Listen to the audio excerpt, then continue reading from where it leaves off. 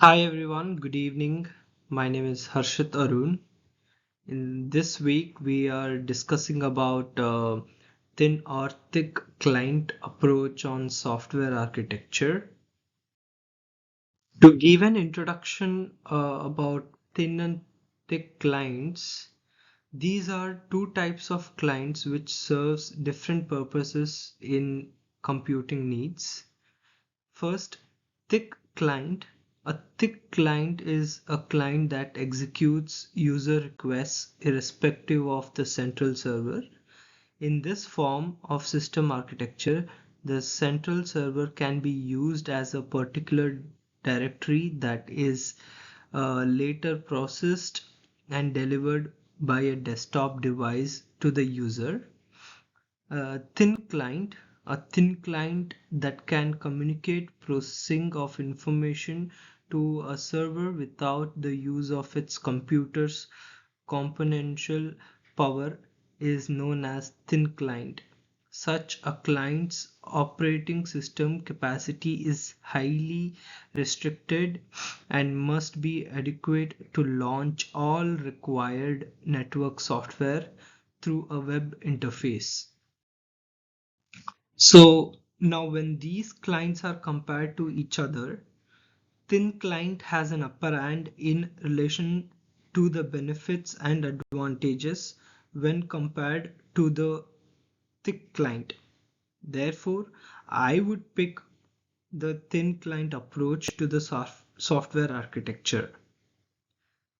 Thin client is a virtual desktop infrastructure that works in an environment that it can access to another system or network which is not in its physical existence, where the many of applications and confidential data are occupied in servers, preferably than a current computer that the user operating through computer network. It utilizes the powerful servers which has immense memory and space for the storage that is required for an internal computer functions and to launch the application. It is connected to use the network servers power processing of local or cloud-based systems. Now this picture here shows us how thin client has an upper hand.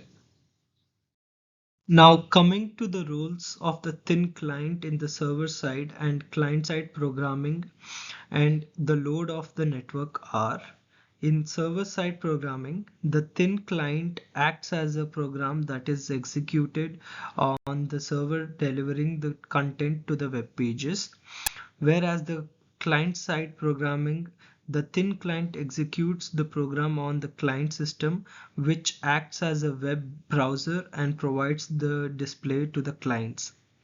Second point, for a thin client to execute a certain task, the server side programming provides the necessary source to it.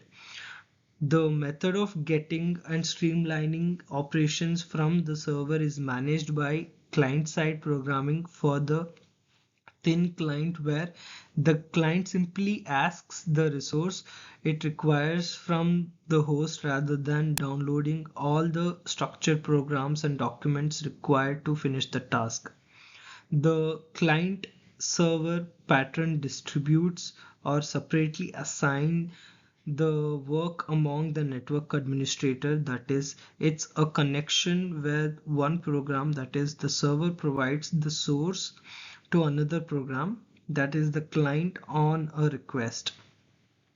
Now adding on to this point, the server side is a contrast to the client side function where the programs are executed directly on the server.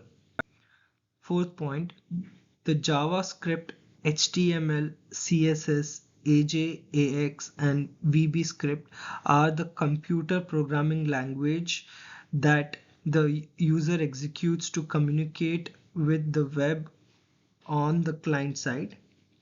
Also, PHP, Java, and JSP Python, Ruby on Rails, and C++ are the server side is the highly level programming language for it to be executed straight into the server itself.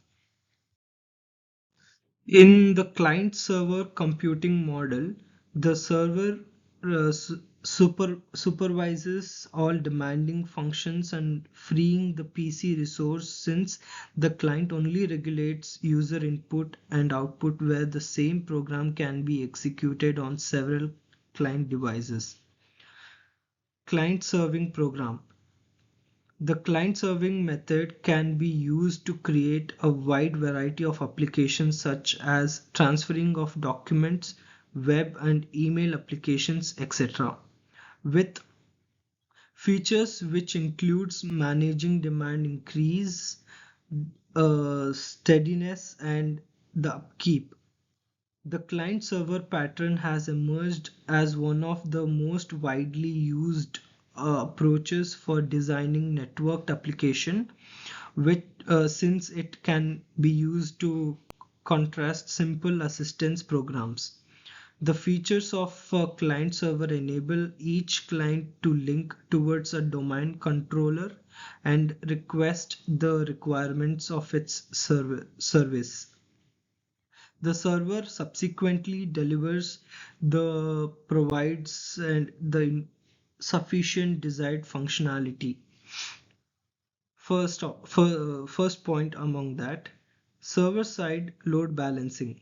A client has to be capable of directing its request to one of the several backend server instances when implementing extensible microservers.